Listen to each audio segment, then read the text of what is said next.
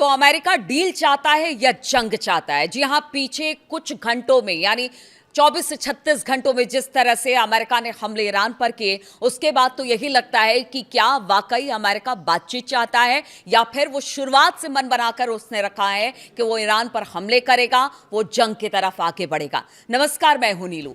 तो अमेरिका के हमलों के बाद ईरान ने अब जवाबी कार्रवाई की है। लेटेस्ट खबर के साथ शुरुआत कर रहे हैं इस वीडियो की, जो कि अब जो गुरुवार सुबह यानी कि 11 तारीख की सुबह जो हमला किया गया अमेरिका की तरफ से, उसके बाद ईरान ने जो हमले किए हैं उससे इस वीडियो की शुरुआत करते हैं। तो अमेरिका के हमलों के बाद ईरान ने जवाबी कार्रवाई की है। ईरानी सेना ने अपने बहरीन और कुवैत में अमेरिकी मिलिट्री बेसिस पर अटैक किया। साथ ही ईरान ने हॉर्मुज स्ट्रेट में 2 जहाजों को भी निशाना बनाया है और इस बात का दावा ईरान ने किया है। अमेरिका के ईरान पर गुरुवार तड़के किए गए हमले के बाद ईरान के जवाबी अटैक से पश्चिम एशिया में एक बार फिर से तनाव बढ़ता दिखाई दे रहा है। इसमें एक बार फिर पूरे क्षेत्र में युद्ध के लौटने का अंदेशा अब पैदा हो गया है और लोग इस आशंका में हैं कि इसके बाद होगा क्या। क्या ये युद्ध और ज्यादा बड़े पैमाने पर आगे बढ़ेगा? इस्लामिक रिवोल्यूशनरी गार्ड कॉर्प्स यानी IRGC की ओर से कहा गया कि उसने गुरुवार तड़के बहरीन के शेख ईसा एयरबेस और कुवैत के अली अल सलेम और अहमद अल जावेर एयरबेस पर ड्रोन से हमले किए। साथ ही हॉर्मुज स्ट्रेट से गैर कानूनी रूप से गुजरने की कोशिश करने वाले 2 तेल टैंकरों पर भी हमला किया है। वो आगे आपको बताएंगे कि हॉर्मुज स्ट्रेट अब पूरी तरह से ईरान ने बंद कर दिया है और उसने क्या कहा है वहां से गुजरने वाले जहाज और देशों को, वो भी आपको बताएंगे। लेकिन अगर आज सुबह सुबह की बात की जाए तो अमेरिका ने ईरान पर पहले हमला किया और ये करीब भारतीय समय अनुसार 11 तारीख की तड़के 3-4 बजे के आसपास यह हमला शुरू हुआ अमेरिका की तरफ से। बताया जा रहा है कि एक द्वीप अमेरिकी सेंट्रल कमांड ने कहा कि ईरान के कई ठिकानों पर हमले किए जा रहे हैं। इस बात को बिल्कुल एकदम खुले तौर से उसने कहा है और कमांड ने कहा कि ये हमले ईरान की बिना वजह और लगातार आक्रामकता का जवाब देना, मतलब सेंट्रल जो कमांड फोर्स है उसने बताया है। अमेरिकी सेना ने हमले का नया दौर डोनाल्ड ट्रंप की उस चेतावनी के बाद शुरू किया जिसमें उन्होंने कहा था कि रुकी हुई बातचीत के लिए तेहरान को कीमत चुकानी पड़ेगी। यानी पहले डोनाल्ड ट्रंप ने कहा था कि देखिए, बातचीत को लंबा खींचा जा रहा है ईरान की तरफ से। अगर ये बातचीत इसी तरह से लंबी खींची जाती है और ईरान किसी मुद्दे पर नहीं पहुंचता है तो फिर इसका खामियाजा ईरान को उठाना पड़ेगा। और डोनाल्ड ट्रंप की इसी धमकी के बाद जबरदस्त तरीके से अमेरिका की तरफ से ईरान पर हमले किए गए। दोनों ओर से बढ़ते हमलों से युद्ध खत्म होने की कोशिशों के पटरी से उतरने का खतरा पैदा हो गया है और पूरे मिडिल ईस्ट में इस वक्त तनाव की स्थिति है। अलग अलग देशों में जहां पर अमेरिकी बेसिस है वहां पर अब देखा जा रहा है कि किस तरह से हमले ईरान कर रहा है। लेकिन अगर सेंट्रल कमांड यानी अमेरिकी सेंट्रल कमांड की बात की जाए तो उसने सोशल मीडिया पर एक पोस्ट में कहा कि कमांड इन चीफ के निर्देश पर US सेंट्रल कमांड की फोर्स ने आज शाम ईरान के कई ठिकानों पर अतिरिक्त आत्मरक्षा हमले शुरू किए हैं और यह हमले ईरान की बिना वजह और लगातार जारी आक्रामकता के जवाब में दिए जा रहे हैं। यानी अमेरिका का कहना है कि पहले उसने मारा, उसके बाद हमने उसका जवाब दिया है। लेकिन आप समझिए, एक हेलीकॉप्टर के गिरने के बाद जिसकी तस्दीक डोनाल्ड ट्रंप ने पहले यह कही थी कि हो सकता है कि किसी तरह से कोई खराबी आ गई हो, दोनों जो उसमें पायलट थे उनको बचा लिया गया, फिर अचानक ऐसा क्या हुआ कि उन्होंने हमला कर दिया ईरान पर। अब कह रहे हैं कि ईरान ने हमला किया और उसी का जवाब दिया जा रहा है। अमेरिकी हमलों की यह सिलसिला बहरीन, कुवैत और जॉर्डन में अमेरिकी सैनिक ठिकानों पर ईरानी हमलों के कुछ घंटे बाद शुरू हुआ। हमने देखा कि कल किस तरह से करीब 21-22 ठिकानों पर अमेरिका का हमला किया गया ईरान की तरफ से और इस हफ्ते ये तीसरी बार है जब एक दूसरे पर हमले ने 2 महीने के सीजफायर को की परीक्षा ली है। यानी ऐसा लगा कि अब खत्म कि तब खत्म, बातचीत खत्म, युद्ध शुरू। ये तीसरी बार है जबकि इतना बड़ा हमला एक दूसरे की तरफ अमेरिका और ईरान कर रहा है। अगर हॉर्मुज स्ट्रेट की बात की जाए तो इसके पास अमेरिकी सेना के एक हेलीकॉप्टर गिरने के बाद ये सब कुछ शुरू हुआ। जैसा मैं आपको बता रही थी कि ईरान ने जो बताया गया कि अमेरिका की तरफ से कि उनका एक शाही ड्रोन आया और हमारे अपाचे हेलीकॉप्टर को गिराकर चला गया, जिसका जवाब अब दिया जा रहा है। और इसी से ये कहते हैं ना कि चिंगारी का काम इस हेलीकॉप्टर ने किया और उसके बाद हालात अब हाथ से निकलते दिखाई दे रहे हैं। ईरान की रिवोल्यूशनरी गार्ड यानी कि आईआरजीसी ने बुधवार को कहा था कि उनकी ओर से जॉर्डन में एक अमेरिकी सैन्य अड्डे सहित खाड़ी देशों के 22 ठिकानों पर मिसाइल और ड्रोन हमले किए गए।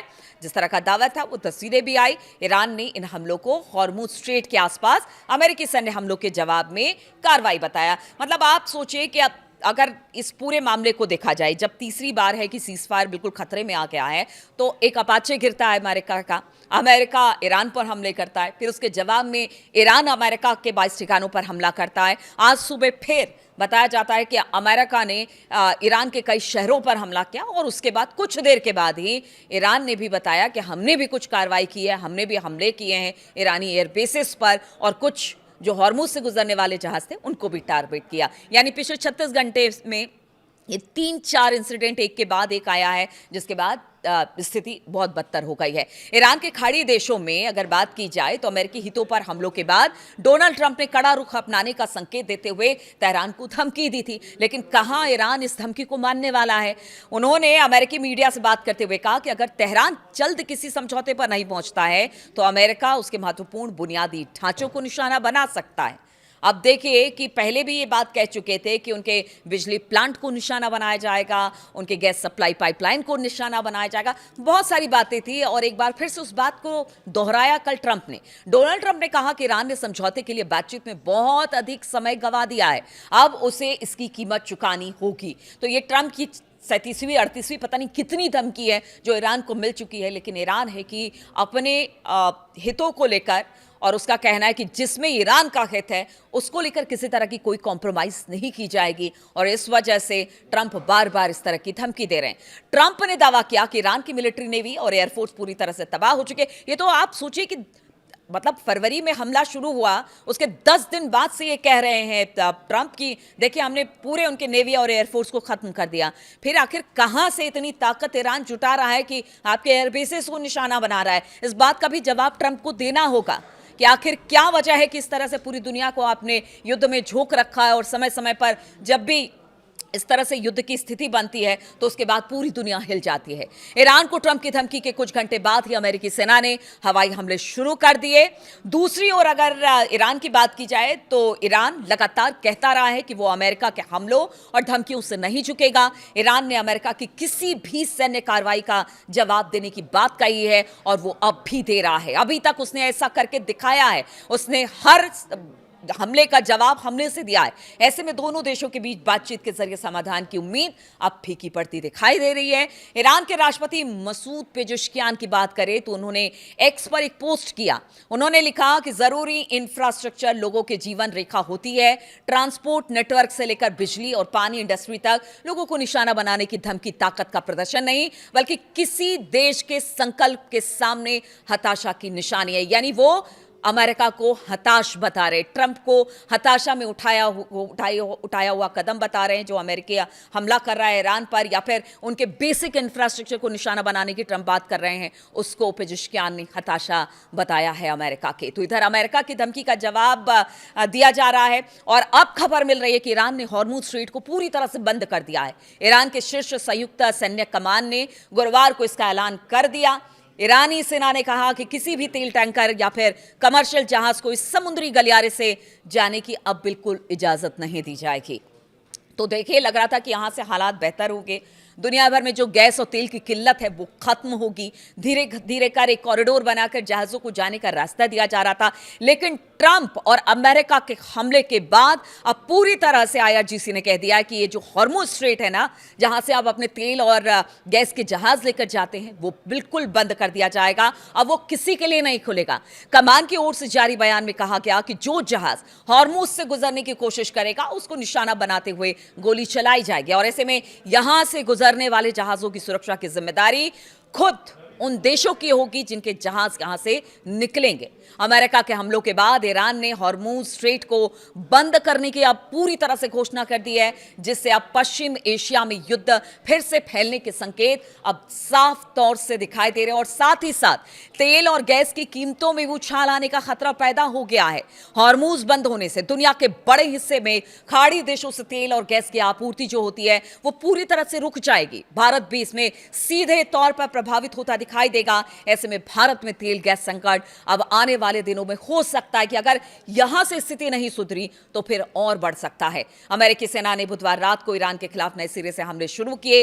ईरानी मीडिया ने बताया कि देश के दक्षिण में हॉर्मुज स्ट्रेट के पास धमाके हुए। दक्षिण बंदरगाह शहर बंदर अब्बास, केशम द्वीप, मिनाब, सिरेक शहरों में धमाकों की आवाज सुनी गई और इसके बाद ईरान ने हॉर्मुज बंद करने और हमले का जवाब देने की बात कही है और वो हमले इस वक्त हो रहे हैं। ईरान की ओर से इससे पहले खाड़ी देशों में अमेरिकी ठिकानों पर हमले किए गए थे। ईरान के विदेश मंत्रालय ने कहा कि खाड़ी में उसके पड़ोसी देशों की अमेरिका और इजरायली हमलों को रोकने की कानूनी और नैतिक जिम्मेदारी है। आप चाहिए तो रोकिए, यानी जितने अरब देश हैं उनसे ईरान कह रहा है कि आपकी जिम्मेदारी है। अगर यहां हालात बिगड़ते हैं तो उसमें साफ तौर से आप जिम्मेदार होंगे, क्योंकि अमेरिका के एयर बेसिस आप ही के देश में है।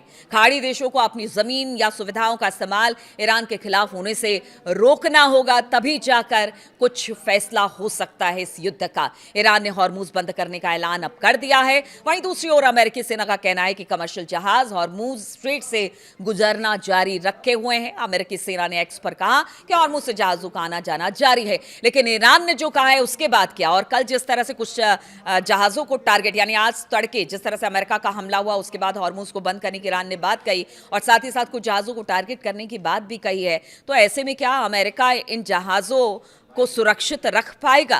क्या उनकी बात पर भरोसा करके बाकी देश अपने जहाज यहां से गुजार पाएंगे? लगता तो ऐसा कुछ नहीं है, भले अमेरिका दावा कितना भी कर ले, लेकिन स्थिति इस वक्त विकट है, विकराल है। इसलिए बार बार कहा जा रहा है कि क्या वाकई ट्रंप बातचीत चाहते हैं या जंग ही एकमात्र विकल्प अमेरिका के सामने है। वो सिर्फ समय को आगे बढ़ा रहे हैं। अंतिम तो निर्णय उनका यही होगा कि ईरान पर हमले कर दिए जाए, लेकिन ईरान तो ईरान है, उसने साफ तौर से कह दिया है अंतिम व्यक्ति जब तक ईरान का जिंदा रहेगा तब तक ईरान पर कोई हमला नहीं कर सकता है, तब तक हम लड़ते रहेंगे। आप लड़िए हमसे, हम वो पूरी ताकत के साथ लड़ेंगे।